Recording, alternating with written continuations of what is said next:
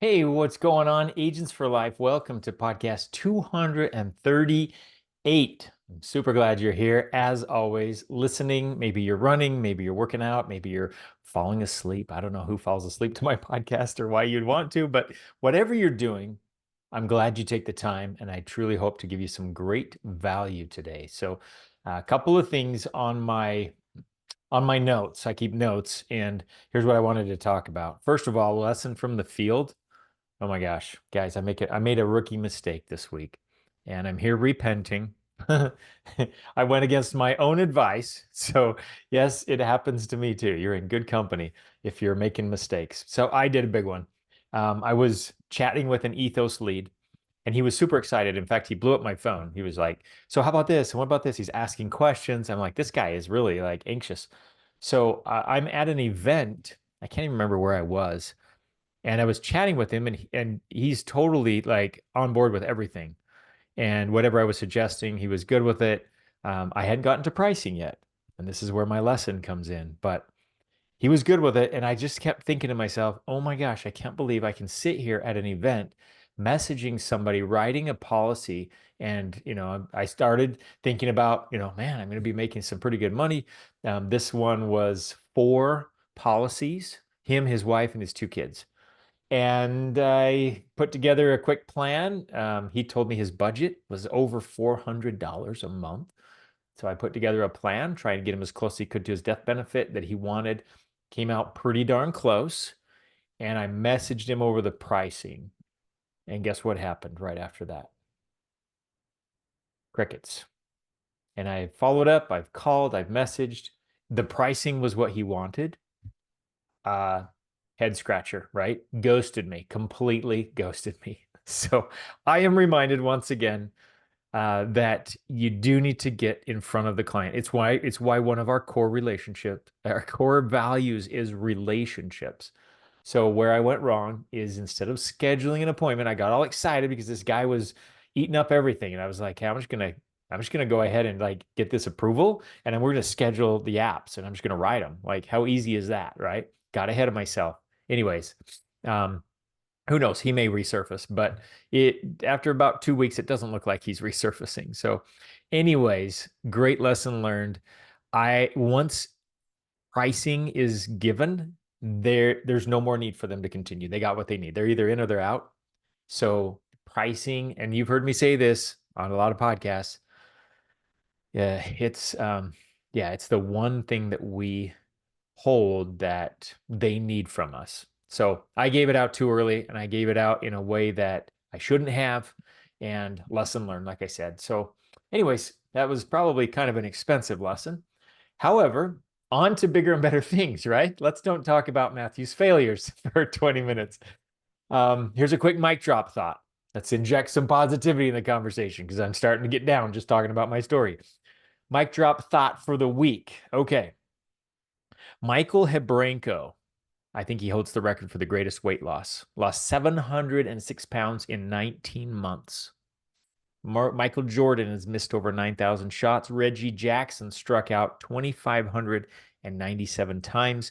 Colonel Sanders, the chicken recipe was rejected by over 1,000 people. Sylvester Stallone's script for Rocky was turned down over 30 times. Dr. Seuss's first book was rejected by 27 publishers. And I could go on and on.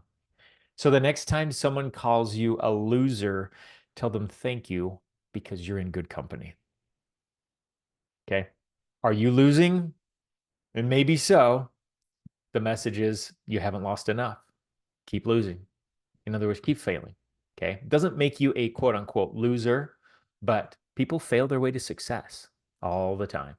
It's happened all through the ages, and I could list hundreds and hundreds of other stories. So if you are failing right now and you're not quite making it work, you just haven't hit the one that does. And you just got to keep going. Because we don't look at Michael Jordan and think, wow, he missed 9,000 shots. No, we look at him and think, man, it was a 5-time MVP at the NBA championships, the rings, like all the things. Everybody calls him the GOAT. Why? So he didn't quit. He kept going. So that's some inspiration for you. If you're going through some tough times, and sometimes it's We don't know the gestation period of success. Okay, we learned that from Jim Rohn, right? We don't know the gestation period. We don't know how long it's going to take for success to take hold. You can speed it up with massive activity, but we still don't know. So if you're in it for the long haul and you're having some failure, it doesn't matter. You're in good company. You know why? Because you know where you're going. And if you stick to it long enough, you'll get there. That's it. Bottom line. Okay. So that leads me to the topic. And I don't have a lot of time on this training. It's a brief training. So you don't hear from me a lot this week. You won't hear from me a long time this week. Maybe that's good news for some of you. I don't know. But I think sometimes we focus on things that don't matter. So I took a list of what matters and I made another list of what doesn't matter to give you an example.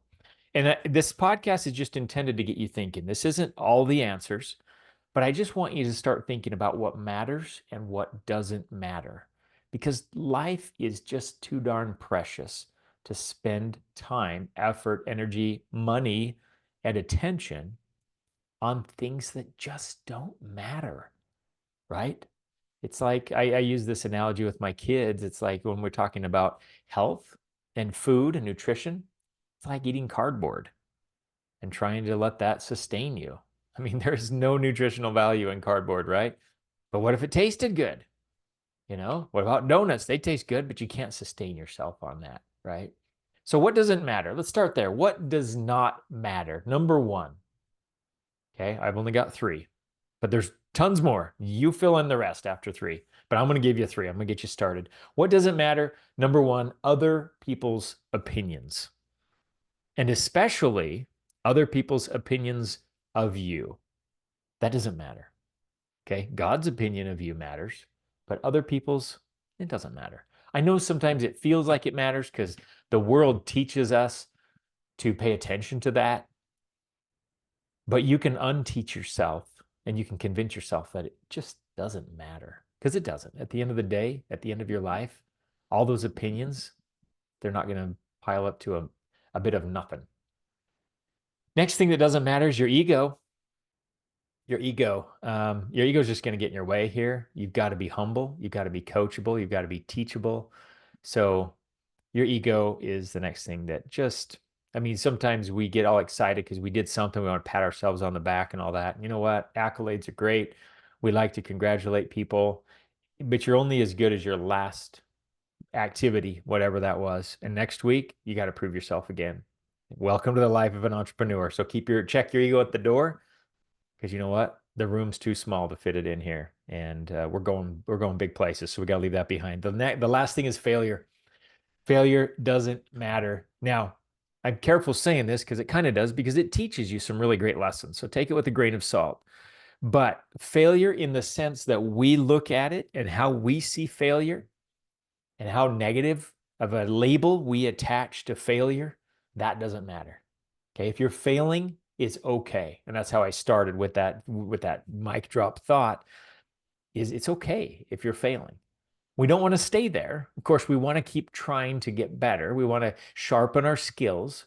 We want to do things to get us out of that, but it's okay that you're there. Okay. So there's a few things that really don't matter. We try and make them matter. We try and make them big monsters in our lives, right? But at the end of the day, they're not. Smokescreen, right? Okay. What does matter? Number one, doing the work. That matters. You know what the work is, right? We all talked about the magic number, getting that on your calendar, hitting your appointments, doing the activity, which is dialing, scheduling your appointments, right? Following up with your clients, pending business, tracking your numbers, showing up to the team calls. That's the work. That is the job description of a life insurance agent at Equus Financial and whatever other IMO you might belong to. It's the work. That's the work, and the work matters. Okay.